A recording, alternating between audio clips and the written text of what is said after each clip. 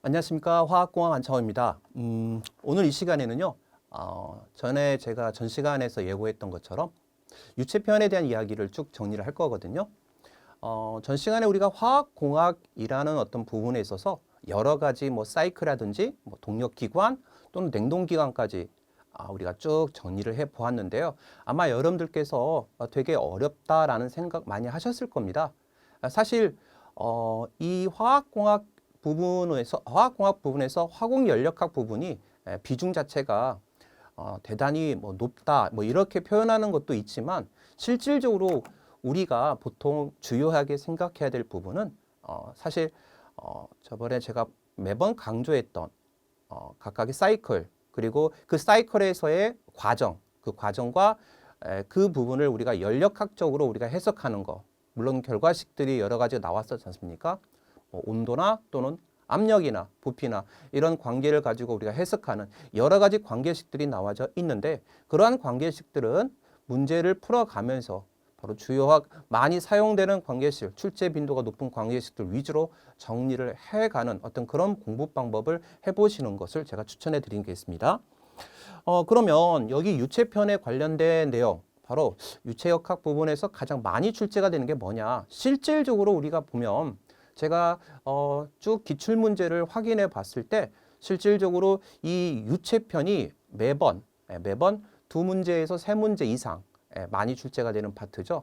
반드시 출제가 되는 거죠.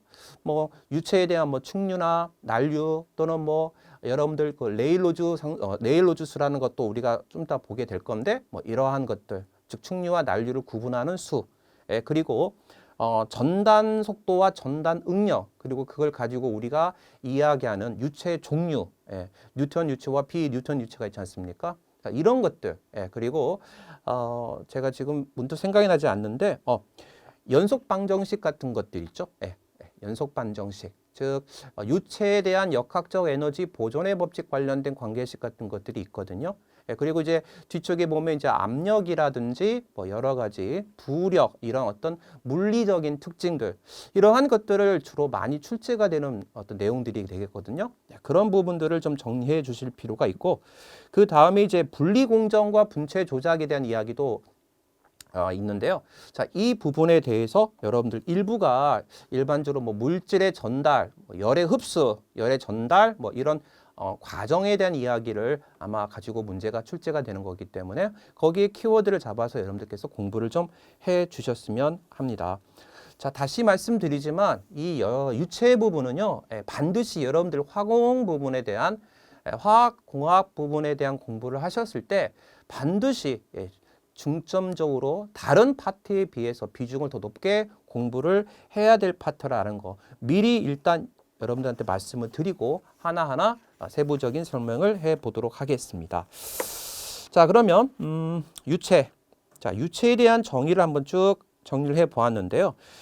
교재 내용 자체에서 우리가 좀 빠져 있는 부분까지 좀 모조리 제가 한번 더 정리를 해 보려고 PT다 다 정리해 봤는데요.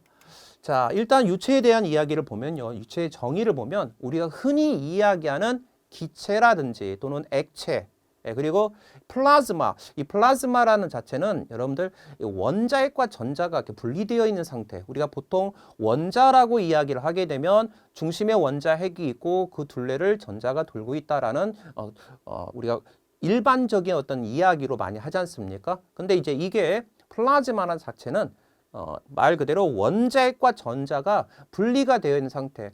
예를 들자면 여러분들 태양에서 우리가 수소가 있지 않습니까? 수소핵 융합 반응이 일어나게 되는데 태양 자체가 바로 플라즈마 상태로 존재하고 있다. 즉 수소 이온과 전자가 분리된 상태, 이렇게 흩어져 있는 상태, 퍼져 있는 상태, 이를 우리가 바로 플라즈마 상태라고 하는데 이러한 플라즈마 상태까지 포함시켰을 때 우리는 이걸 유체라고 이야기를 합니다. 즉 액체라든지 기체를 보시다시피 유동적으로 움직인다라고 생각할 수가 있죠.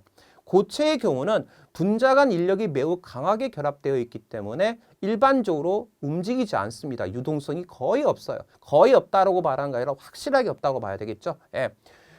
그러나 유체 부분은 유동성이 존재한다라는 거, 즉 유동성의 변화가 많은 물질들을 우리가 통틀어서 유체라고 이야기를 한다라는 거죠. 자, 그리고 액체, 그리고 기체, 그리고 증기를 총칭하는 것으로서 우리가 이 액체를 비압축성 유체라고 하고요.